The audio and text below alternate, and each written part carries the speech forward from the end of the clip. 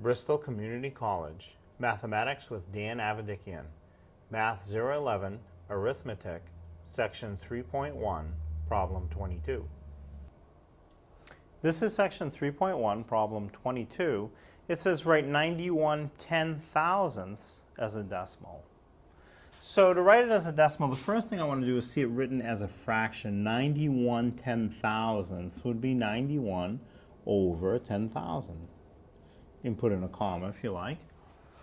So what I have to do is write the 91 in a decimal, and I want to see as many places after the decimal point as I have zeros in the denominator.